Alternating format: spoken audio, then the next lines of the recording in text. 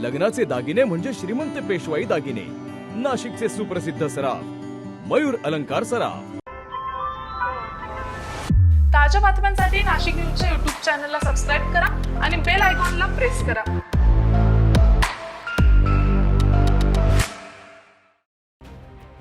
पिंपळगाव बसवंत येथील सोहन पार्क परिसरात चोरट्यांनी एकाच वेळी 8 रो हाऊसला लक्ष्य करत मोठी घरफोडी केल्याची धक्कादायक घटना समोर आली आहे। या घरफोडीमध्ये सुमारे 6.5 तोळे सोन्याचे दागिने, मोठी रोख रक्कम आणि एक X1 इलेक्ट्रिक 4चाकी वाहन चोरीला गेल्याची प्राथमिक माहिती आहे। गेल्या काही महिन्यांपासून पिंपळगाव बसवंत परिसरात चोरीच्या घटनांमध्ये वाढ झालेली आहे। चिंचखेड रोड, झोपड रोडसह विविध भागांत यापूर्वीही घरफोड्या, दुचाकी चोरी आणि चेन स्नॅचिंगच्या घटना घडलेल्या आहेत। यामुळे चोरट्यांचा आत्मविश्वास वाढल्याचं चित्र आहे। या प्रकरणात बंद घरांनाच टार्गेट करण्यात आल्यामुळे नागरिकांनी अधिक सतर्क राहण्याची गरज अधोरेखित झाली आहे। तसेच अनोळखी व्यक्तींना किंवा फेरीवाल्यांना विना चौकशी परिसरात वावरू देणे धोकादायक ठरत असल्याचंही स्पष्ट झालं आहे। लोकांना सर्वप्रथम आम्ही जनजागृती करून कॅमेरे, वॉचमन, नंतर त्याचप्रमाणे ज्या बाहेर जाताना काही सूचना आहेत ते यापूर्वी पण आम्ही दिलेल्या आहेत। आता ह्या जो एरिया आहे पिंपळगावच्या सर्वात शेवटचा एरिया आहे। या ठिकाणी बंद घरं हे टार्गेट करून त्यांनी चोरी केलेली आहेत आणि याच्यामध्ये आमचे फिंगरप्रिंट, डॉग युनिट, त्याचप्रमाणे सायबर आणि ॲडिशनल SP साहेबांनी पण व्हिजिट दिलेली आहेत। त्याचप्रमाणे आमची क्राईम ब्रँच जी आलेली आहेत ती पण वेगवेगळ्या पद्धतीने आम्ही तपास करीत आहोत। यामध्ये गेलेले व्हेकल, त्याचप्रमाणे त्यांनी वापरलेले हत्यार, त्याचप्रमाणे त्यांनी केलेली एंट्री एक्झिट याचा आम्ही पूर्ण अभ्यास करून कुठल्या प्रकारचे ते आरोपी असू शकतात, हे कुठली बाहेरची टोळी आहेत का, हे काही स्थानिक याच्यामधले कोणी आहेत, या पद्धतीचा तपास करीत आहोत।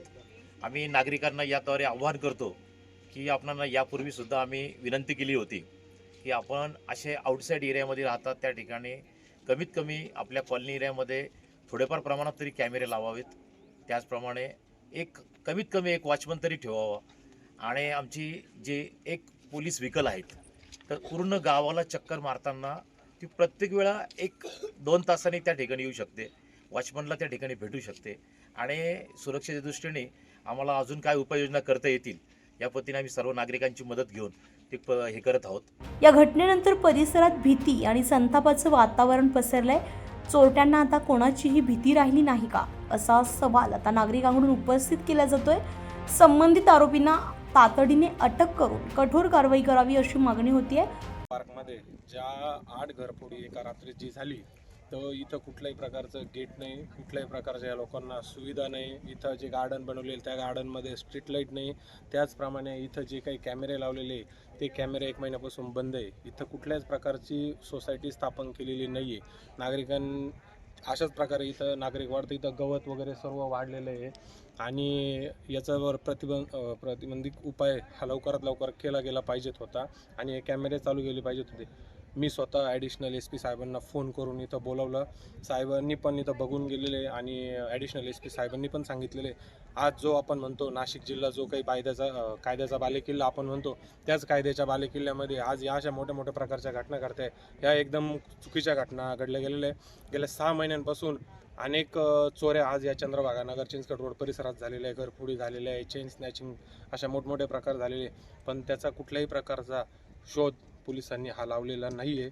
आणि आम्ही आज या ठिकाणी सर्व कॉलनीचे नागरिक असतील किंवा चिंचखेड रोड म्हणून सर्वांना मी सांगतो की 8 दिवसामध्ये या सर्व ज्या काही चोऱ्या झालेल्या आहे त्याचा उलगडा हा झाला पाहिजे। दरम्यान पोलिसांनी नागरिकांना मौल्यवान वस्तू सुरक्षित ठेवण्याचे, घरबंद ठेवताना शेजाऱ्यांना माहिती देण्याचं आणि संशयास्पद हालचाली तात्काळ कळवण्याचे आवाहन केले। अझर कादरी, नाशिक न्यूज, पिंपळगाव, नाशिक। ताज्या बातम्यांसाठी नाशिक न्यूजच्या YouTube चॅनलला सबस्क्राईब करा आणि बेल आयकॉनला प्रेस करा।